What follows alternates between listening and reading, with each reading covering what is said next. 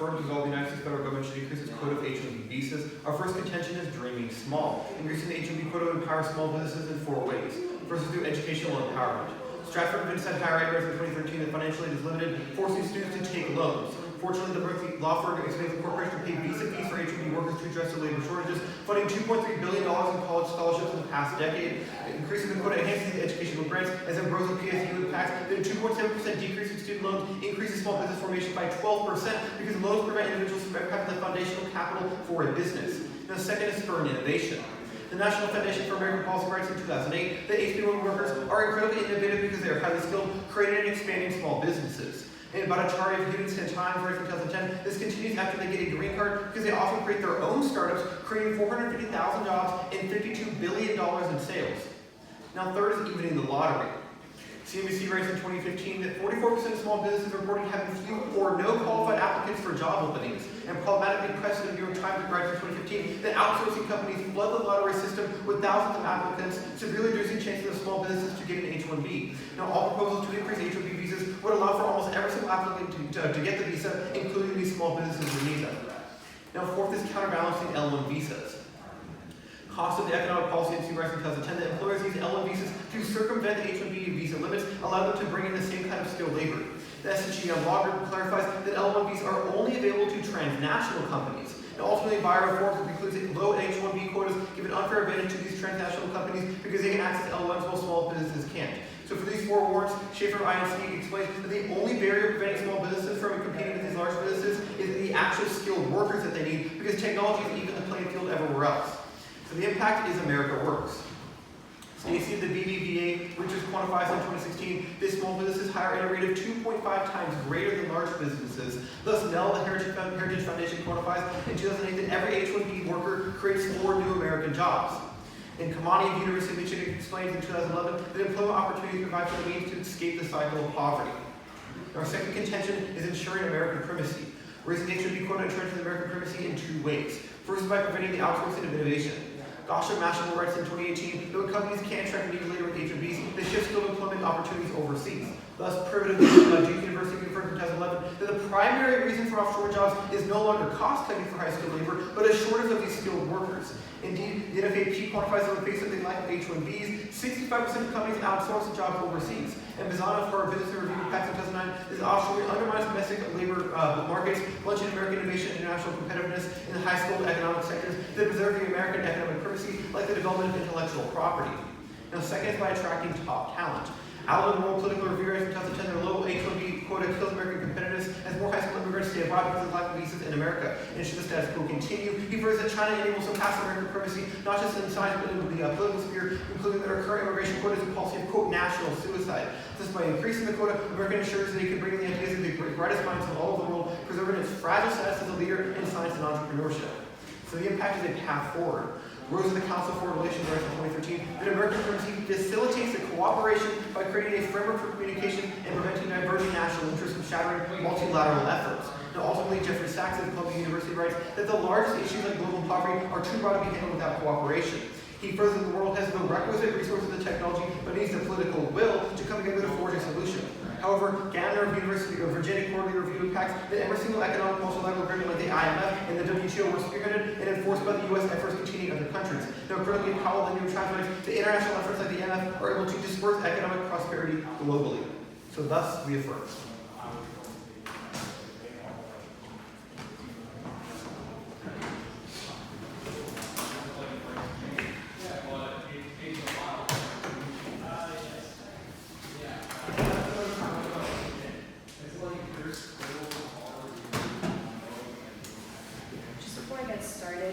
Our case has sensitive material about domestic abuse and other issues of that matter. Is that everyone in the room?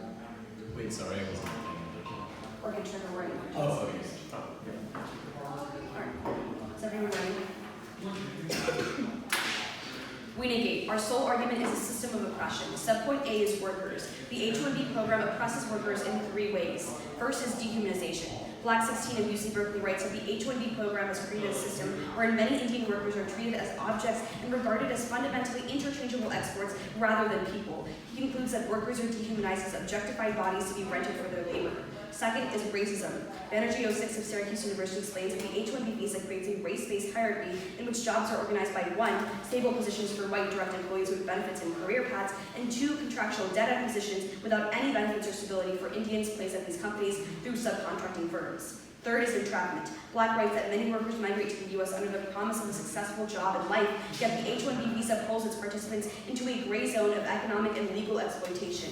Payroll 5 of USF explains that many H-1B workers are not hired directly by a company. Rather, a small firm sponsors a worker, then loans them to a medium-sized firm, from which they are sent to a bigger firm and finally placed to a client where the visa holder works. Martina 17 of the University of Missouri warns that the top 10 users of H-1B visas hire in this way, utilizing the system of middlemen to escape governmental oversight. The system is ripe for abuse, as Ontiveros 17 of UC Berkeley writes that since the middleman firms control the workers' pay, they often engage in wage theft, stealing some of their earnings. In this way, Black finds that a minimum of $30 million has been illegally withheld from H-1B workers. The abuse doesn't end at that, as workers become trapped in several ways. First is through green cards. Matloff 17 of UC Davis writes that the company sponsors H-1B workers for green cards. Though employees have the right to move to another employer, they dare not do so, as it means starting the lengthy green card process all over again. Second is transfer fees. Ontiveros notes that once an individual gains an H-1B, they are often forced to sign a contract promising to pay the small firm a fee ranging from $10,000 to $30,000 if they leave, preventing workers from escaping abuse. Third is fraud. Payroll finds that firms lie on paperwork, reporting high salaries to immigration authorities to avoid suspicion.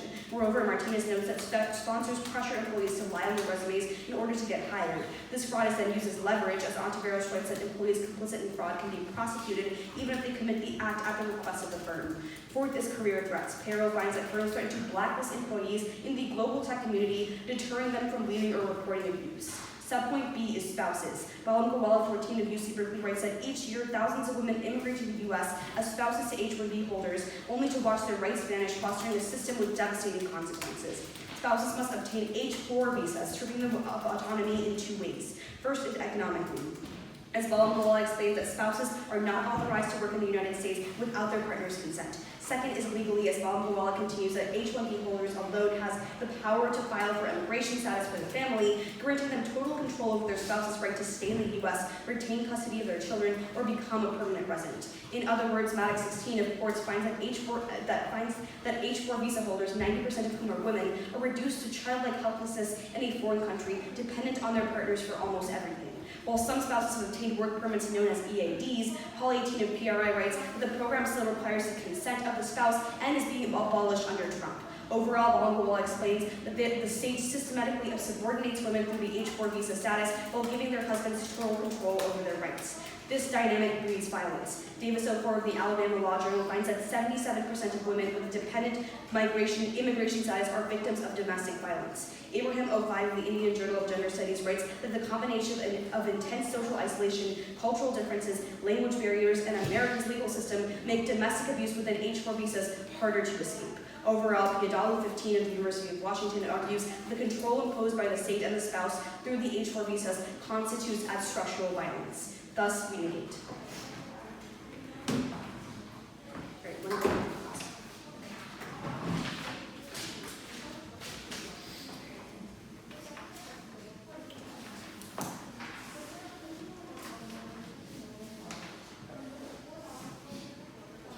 Ready to begin?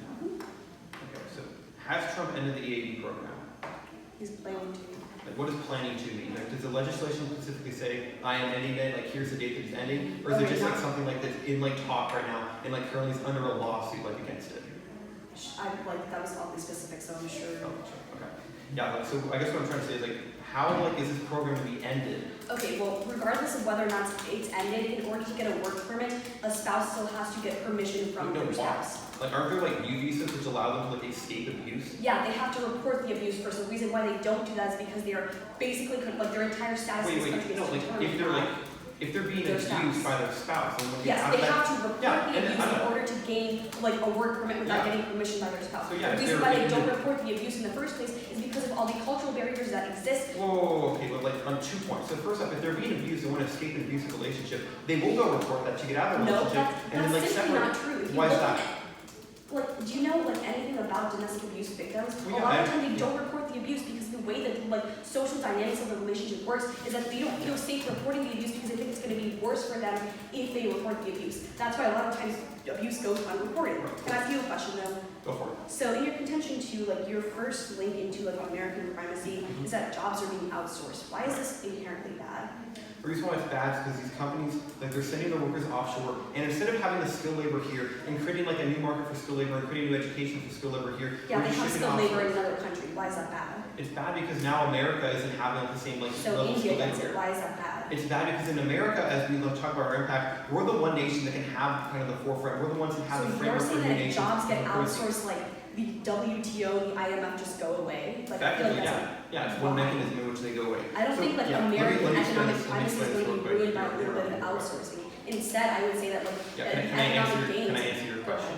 Okay, so the way that this happens is when you outsource jobs to different countries, and the one way that uniquely decreases American primacy is now we're not the ones that have the skilled labor. We don't have the technology anymore, But our and we don't have companies the still have the skilled skills. labor. It's just not the labor isn't taking place in the United States. Wait, It's how do we just- have the skilled labor? So like the companies are outsourcing the jobs. That doesn't mean Exactly. they're losing the labor. It's just the workers are doing Yeah, work I in know. a So these different people, place. they're innovating. They're doing all this They work work for in American China. companies. Yeah, that doesn't mean that the innovation is local to like But they America. work for American companies. The American companies still hold a patent. They still make big profits. That means that Okay, American hold on, economic hold on. primacy Okay, is not threatened by specific to outsourcing. like patent rights. Like, how can you enforce? How can you say that a patent won't get like abused or get stolen if you like outsource it to China or outsource it to India? Okay, so I don't know how often does patent abuse happen. I just like it's like The American it's companies- analytically the true that if American you companies outsource like still- work and bring like workers over to a different country like India and China, it's more likely they could steal intellectual property because they're literally in another country.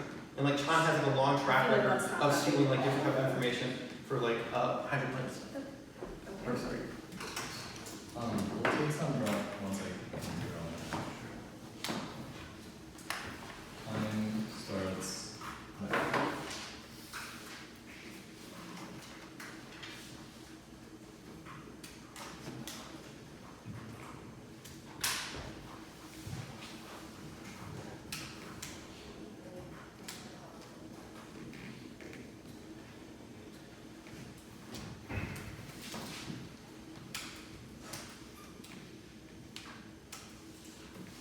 Yeah, that's 25 seconds. Use it 25. Yeah.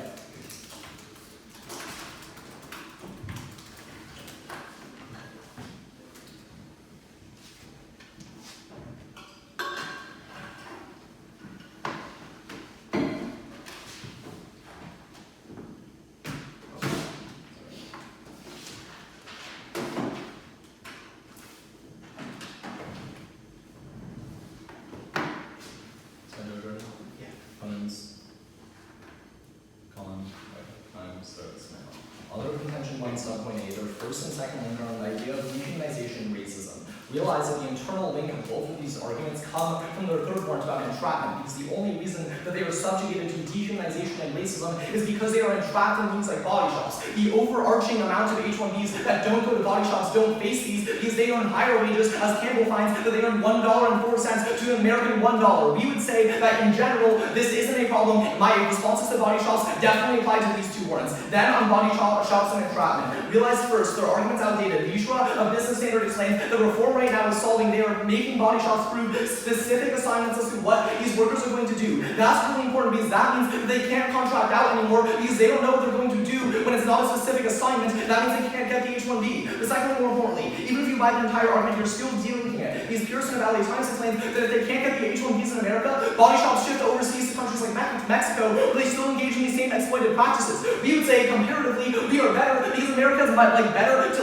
wage laws and labor laws to prevent that sort of exploitation. We would say that Mexico has very worse things. But then, more importantly, the Congressional Research Service explains that in dealing with their argument, these outsourcing companies are usually transnational. And the reason that's really important is because these transnational companies can also access L1 visas which don't have a cap, which means that their impact is terminally non-unique. They literally will always get their body shops and then trap workers in the exact same way through a different visa. But then, even if you want to buy the entire argument, you're voting for us for two reasons. First, Carnegie's Cromwell of Brigham Law Journal explains is that the cause of body shops is because of the H1B cap, and the reason is they over-apply because they think that they're not going to win the lottery, which means they end up with too many workers, which is the reason they bench these workers and don't pay them. When you affirm, that means that they have have less of an incentive to over-apply, and as a result can better allocate, which means that you decrease the harms of body shops. Then, turn it again, because Rosenberg of the Associated Press explains is that when companies in America, like small businesses, can't get body shops, or can't get H-1B workers, they then turn to body shops. That means our case comes prerequisite to theirs. If we prove that small businesses are able to get these things like H-1B workers, then they don't have to increase the demand of body shops, killing the industry in general.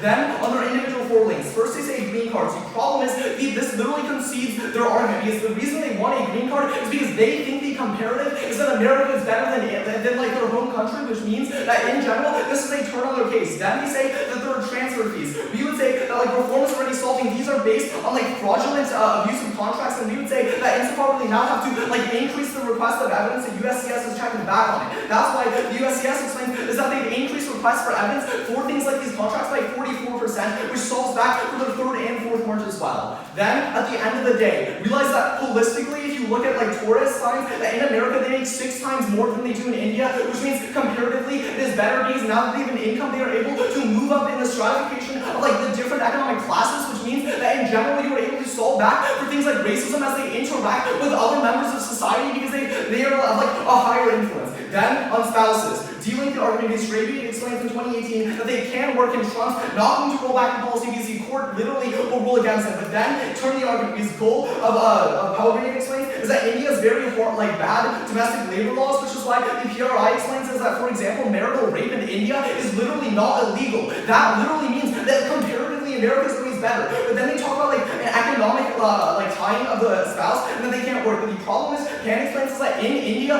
Indian work 76% of Indian workers don't work either way, which means that the work permits in America mean that they are able to move up and actually get things like an education, which comparatively gives them more political power. But at the end of the day, Kagan explains that U visas, which are something you can apply for if you are domestically engaged, you are the victim of domestic violence, you can apply for to like divorce your spouse and stay in America. And they say that these don't solve, these people don't speak up. That's actually not true.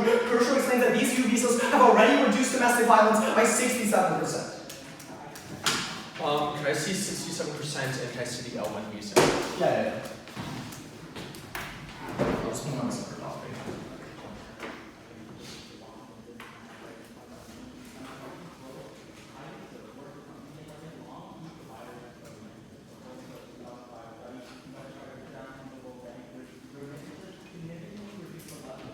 You want L1Z, right? Yeah, L1s and this last card you read about 67%.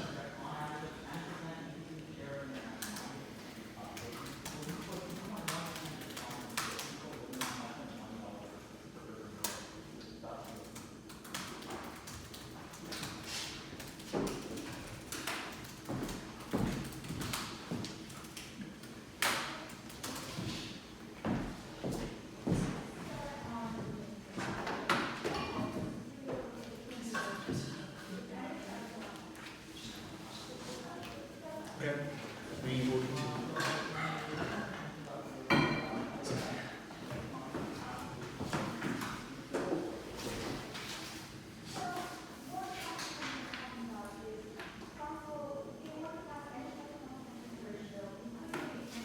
Okay, stop her. How much was it?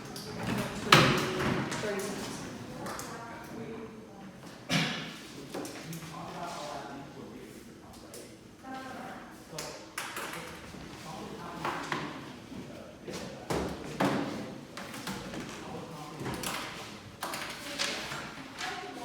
It's going to go framing, then the neg case, then the app case. You can put framing. Sorry, as a question, when you say framing, is this the sort of thing I should write like not at the top of the case? Is it going to be lengthy? Is what I'm saying.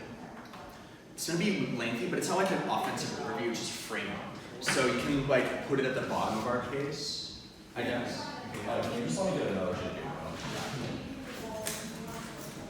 It's not anything new, it's just framing. It's like, Yeah, that's it. Yeah.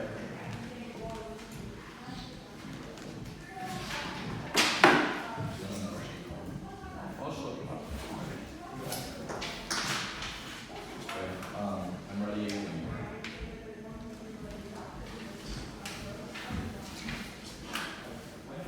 okay.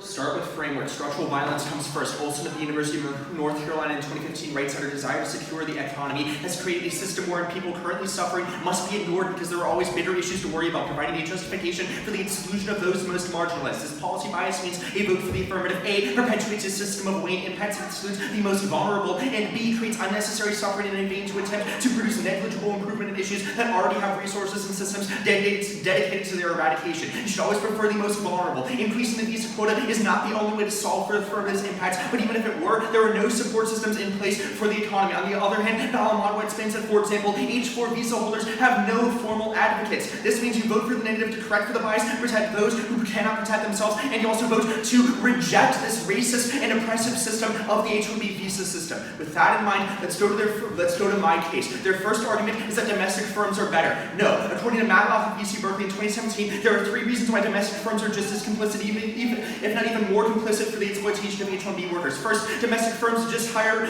workers out of higher caliber, so the stats are intuitively skewed, but they aren't getting paid what they should be. Second, domestic firms will hire a bunch of people and then discreetly replace them with H-1B workers. They're also more likely to hire out of college than directly from India. And third, domestic companies are more likely to sponsor green cards so they can take advantage of the worker and mobility more easily than the outsourcing firms. Then they say other countries are better, but other countries don't have H-4 visas, and we still reject this bad system, which means you still vote con. Then they say that L1 visas non-unites the argument. No, the reason why is because of the fact that A, most companies use H-1B visas in the status quo, but then secondly, H-4s and L2s, which are the spouses, the spouse visas for L1s, are tied together in a reform. So getting rid of the H-4 visa system would also get rid of the L2 visa system. Then they talk about how there's going to be a decrease in the number of body shops. First of all, this argument just assumes that body shops are only used as getting around the lottery. However, they will always offer a way to underpay workers and avoid regulation. At that point, there will literally always be a market niche. That's because there is no regulation and no oversight in the status quo, because according to Martinez of the University of Missouri in 2017, companies can just pay the $1,000 fee to basically for non-compliance and not comply with the investigation of the UCIS, which is why the UCIS investigations that they talk about haven't actually manifested into anything. But turn the argument back against them, because if body shops face higher regulation, they will just go underground even more and exploit workers to cover the cost. Then they say it's better than in India. No. After receiving and recording first-hand accounts, nitrogen 18 first post writes, "No, we didn't know it was going to be like this. It's a common thread that runs deep in the H4 and H1B community." Then they talk about contact theory. The problem with contact theory is that most of these immigrants go to urban areas that are already pretty liberal. With that in mind, they talk at the bottom of the case. They talk about how they're decreasing the amount of sexual assault cases. The reason why is because it's harder to prove actual sexual assault because of the high standards. That's why the amount of reporting is going down, but the amount of assault is going up. That's how we gain access to the Davis evidence that says that 77% of women are domestically abused. With that in mind, let's go to their case. Their first contention is about dreaming small and about small businesses. First of all, on their first warrant, Ruiz of the Brookings Institution in 2013 explains that money comes from application fees, meaning that it is paid whether or not the visa is accepted or not, so they do not link into increasing revenue. Then go to their second warrant about small businesses. There are lots of other issues that prevent startups from taking off. Feldman of UC Hastings College of Law in 2016 explains that application legal fees for hiring H-1B workers, as well as legal barriers towards definitions of self-employment, to prevent workers from starting their own small businesses and to prevent small businesses from hiring foreign workers. Group their third and fourth responses. Raz says that MD Global finds that companies that sponsored 3-5 visa applications, 93% of whom were small or medium businesses. Then go to their second contention. Turn their outsourcing argument. It's good for 2 reasons. First, for the U.S. According to Slaughter of Dartmouth College in 2010, the offshoring production creates U.S. jobs because parent companies hire more people in the U.S. to manage those independent operations, which, like Cohen of the Wall Street Journal, says that every job outsourced creates 2 new jobs in American cities. This also outweighs in terms of creating jobs in the developing world, which outweighs in strength of links to their poverty impact.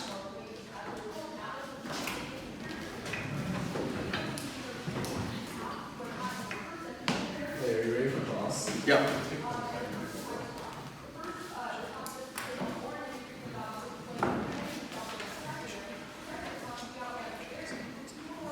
That was 7 seconds. Are you ready? Yep. Time starts now. You say that L2s and H4s are tied in reform, which means killing the system means that you also solve that for L2s, right? Yeah, I said that the regulations are essentially the same. Actually, L2s. If I may, L2s are actually comparatively better than H4s. So sorry, I misspoke. my response was that L2s, which are the spousal visas for L1 visas, are comparatively better than H4 visas. The reason why is because you don't have to apply for a work permit. It comes automatically with the L2 visa. I can show you evidence on that, but that turns your response into. But like your other link is about legally they don't have, or not legally, they don't have consent from their spouse. No, L2 means you don't need consent. It comes with like a visa. Wait, but like their immigration status is like still tied into their spouse, yes? I mean, it's comparatively better. If you're going to come up here and say, listen.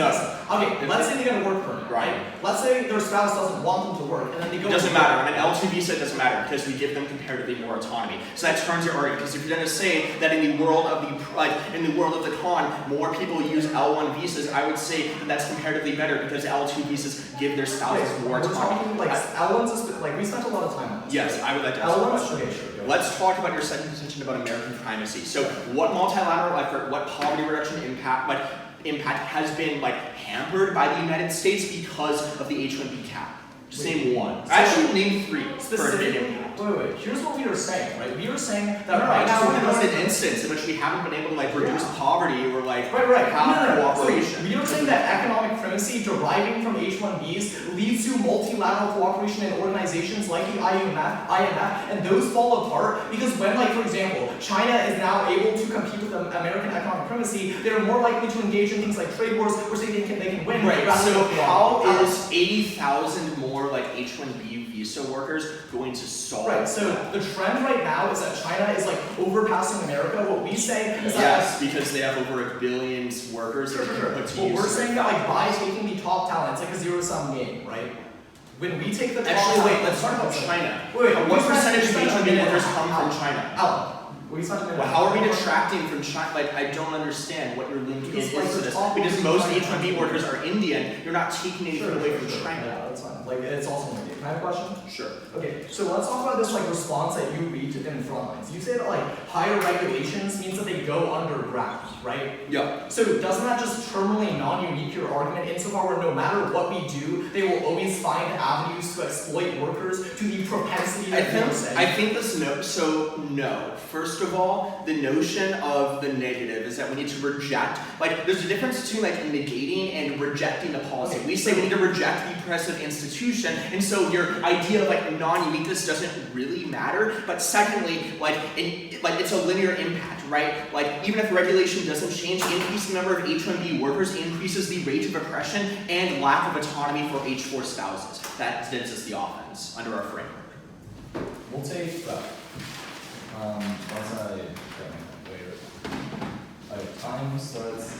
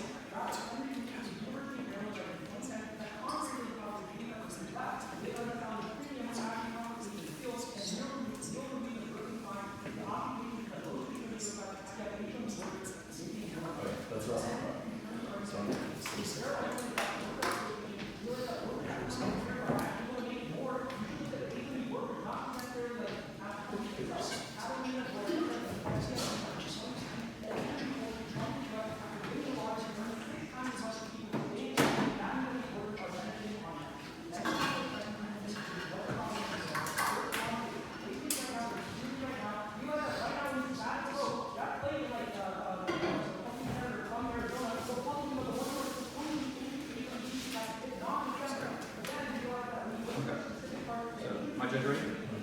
So starting on our case, framing. Where are you starting on your case? I'll be starting on third warrant, first contention. Okay.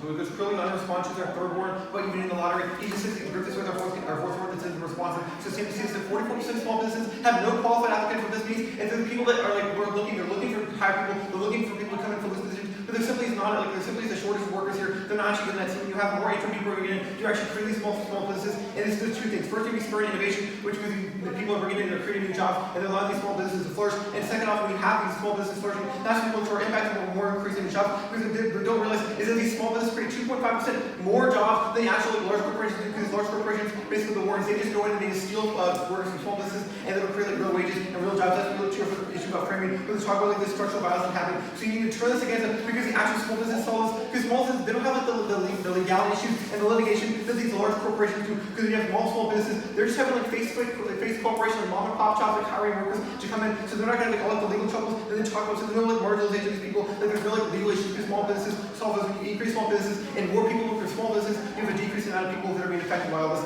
So what really needs to be critical is this Rosenberg term, the second part about racism, that rhymes with the second contention, which also ties in framework about body shop. So when you have no increase in H1B program, 65% of people, they actually shift towards body shops when there's not enough H1B applicants. That means you're actually making the problem even worse, because in their framing they talk about people being like marginalized. That happens more when you have more body shops. So if you don't have this shift in small businesses, then you're going to see more people are going to be shifting towards even small businesses are going to shift towards the H1B and body shopping. And so that's when we look at the issue about weighing in front, we talk about jobs versus like their impact on racism. So when you have an increase in the job, that increases and decreases the cycle of poverty. And the thing that's really critical is when you decrease the cycle of poverty, that's a decrease in racism, you increase the educational awareness of people, and that also spills over to different countries, because you have like more increasing education people here. When your H1B workers come over to America, they're going to get educated in the system. Like, even if spouses don't like, get a job, they can still go get an education in America, and they can take over to different countries where they have like comparatively less like domestic abuse or comparatively more domestic abuse, and that increases education as a whole. So worldwide net, like, you're going to see the increase in education, which decreases domestic abuse on that. Thank you. We will take some crap.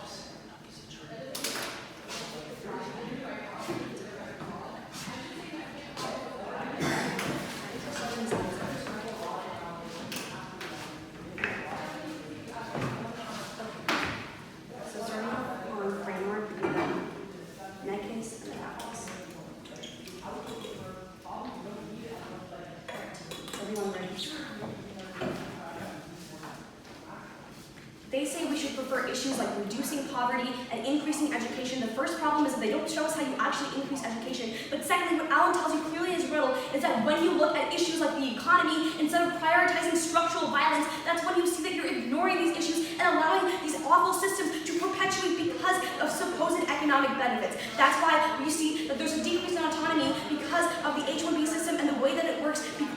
So let's move on to our first subpoint about workers themselves. They only extend one turn, the Rosenberg turn, saying that like body shops go away because when you decrease the cap, people don't need to shotgun applications anymore. The problem is that with their own small businesses argument, they literally don't have the resources to apply for H1B visas themselves, so they're still going to be using the body shops. But also what Alan tells you in his rebuttal is that body shops are on net more profitable because they can steal wages and pay wages less and don't have to adhere to US labor laws. That means that body shops are always going to be in place and their abusive practices are also always going to be in place. Additionally, what you're seeing is that workers are abused because of the green card system and and the way that they are trapped in their jobs when they're here. Then on spouses, they literally don't extend any responses or give us this argument. What we're telling you in today's round is that when H-1B workers' spouses come over here, they are essentially trapped and they cannot get work permits. Even though Trump hasn't gotten rid of the program, they still need to get permission from their spouses in order to work. They also say that it's better than in India. The problem is that according to our Abraham card, America actually works for them because of the cultural barriers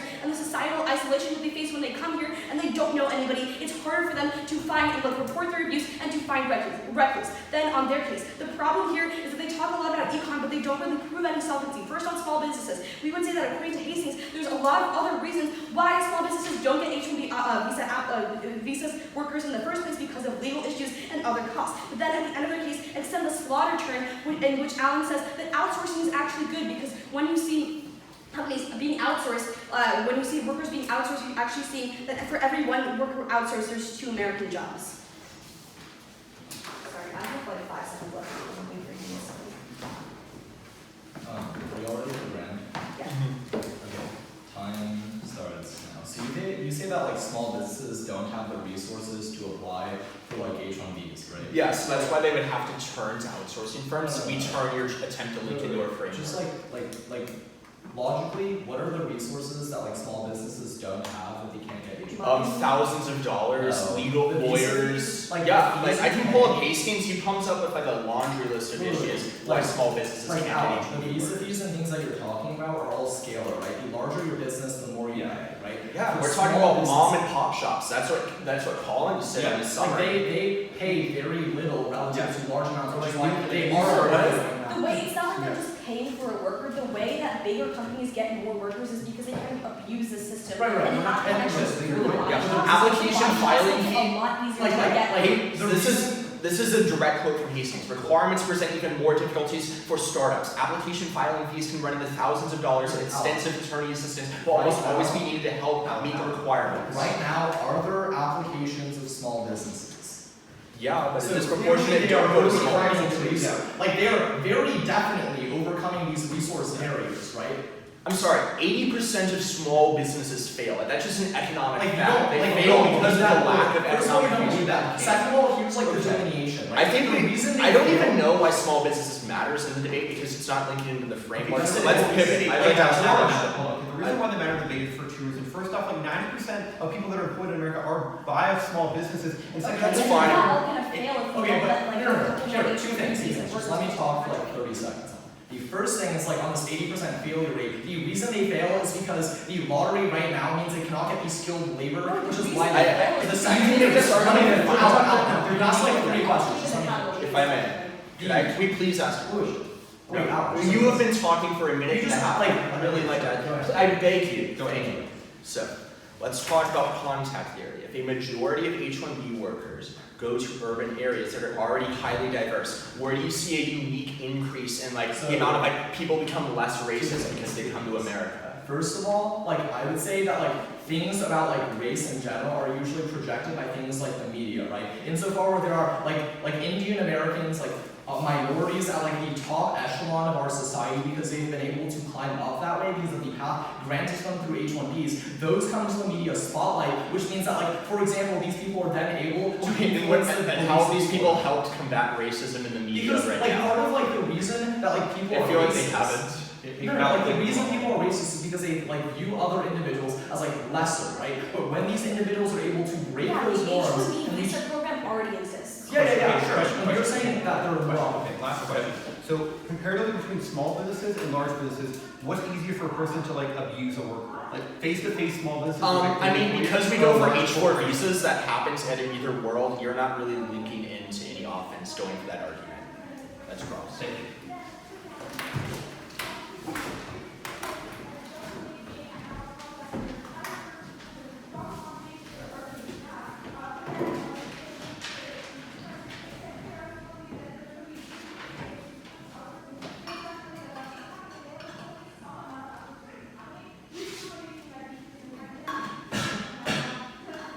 Is my judge ready?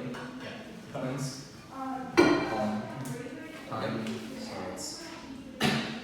Now, there's a really easy path to the ballot that is literally not handled that well. Go to our third warrant, and our first contention about small businesses. We say that there's a shortage of small businesses who can't get skilled labor, which is why they are applying to the H-1B system, but they are losing visa lottery. They say there are other barriers. None of those responses apply insofar where this is literally what they are doing, the status quo. That gives us a link to small businesses, and here's why that's really important. Let's go to their framework. Realize that the term that they draw up in second rebuttal is the Rosenberg term. That says that when small businesses can't get these skilled labor on site, they turn towards body shops. They say that body shops are always more profitable. But the analysis that we're giving you is that small businesses would prefer to keep their firm consolidated because they like to have face-to-face interaction to develop things and their startups products. That means that they would like to have these skilled labor, but when they can't get it, they turn towards body shops, which fuels the demand for the thesis of their case. Then they say that small businesses don't have resources like A, they're applying right now, but 2, that literally doesn't interact with the argument insofar where we are saying that the reason they aren't able to get the application is because the lottery system prevents them from having any sort of semblance of getting the visa. Then the reason this outweighs is because insofar where we are winning the Rosenberg term, that means that we are the only team tangibly solving that for body shops. They say reject the system on face. They do absolutely nothing for you when you negate. When you negate, the system is still in place and body shops still exist. When you affirm, the demand for things like body shops goes down. That means that structurally you are voting for us insofar where we are the only team that tangibly changes something. We're the only team that decreases the exploitation of the system, the status quo. And here's why it also outweighs spouses. Realize that we are giving the analysis that the reason spouses are trapped in cycles is because they are not able to get things like education. We say that small businesses create job opportunities, which holistically mean that there are more money and increasing the socioeconomic status of these women. That means that they are able to, for example, when they go back home, achieve better things like education. But secondly, more importantly, realize that they literally don't respond to the terminal defense. They say that new visas are solving right now. We see that they're able to get other visas. At that point, we don't have a link to spouses, and we're the only link that changes them. Take a remaining 15 seconds.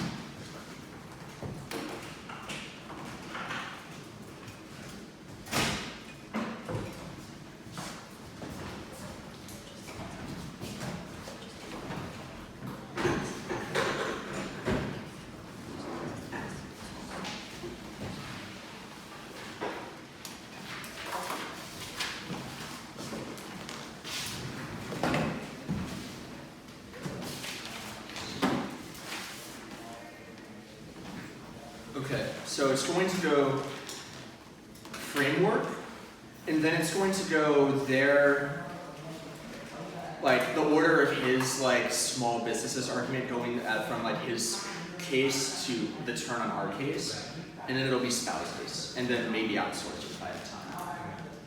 I'll sign those. So a loss of structural violence, autonomy, and dehumanization are the most important impacts in cities around. Because when we take away the fundamental ability for a human to be able to make their own decisions and take away the characteristics of what makes someone human, which is self-choice, that justifies atrocities, because now they're seen as objects that can be just traded, and that decreases their self-worth. We say when we prioritize, we say that when we provide no recourse, this dehumanizes people. First of all, this framework is dropped, and secondly, they try to link in, so this is the framework that you're viewing today's round in. So, they're going to try to link in here with a small business argument. They say our Hastings evidence doesn't apply. No. What Hastings says is that other legal fees and then the application fees prevent small businesses from gaining access to the H-1B visas in the first place, which delinks them from their jobs impact. There are alternate reasons why they're not filling these jobs in the status quo. But they try to link in and say that they're not going to use body shops anymore when the cap makes it easier to get H-1Bs. No, Ohana responds to this. It says that body shops will always be used, and in fact, you turn the response back against them because small businesses don't have the resources and the hiring capability to hire legal experts, legal fees, and human resource departments to manage H-1B workers, so they have to go to the body shops to gain access to these workers. This means that we turn their turn back against them. They can still win this argument though, but H4s will still always have it. So we are outweighing all of their offense in the round on strength of length. The reason why is that there's a relatively low probability that what they say about a decrease in body shops happens, whereas you necessarily have a 100% probability of seeing an increase in H4 visas. They say we do nothing. No, we say that L2s are becoming more common in the status quo that gives comparatively more autonomy. Now, go to our spouses argument. We say, according to Balamagwa, when you have an H4 visa, you lose all autonomy because you have to get consent for everything. Leaving the house, getting a job. That means that also they're weighing about trying spouses getting these jobs when there's more small business jobs doesn't apply because literally can't get a job without the permission of their spouse. Maud says that 90% of these women are stuck in a state of helplessness, which A, links into the dehumanization framework, and B, Davis says 77% of these women are domestically abused, which also links into dehumanization. We win the round on strength of link.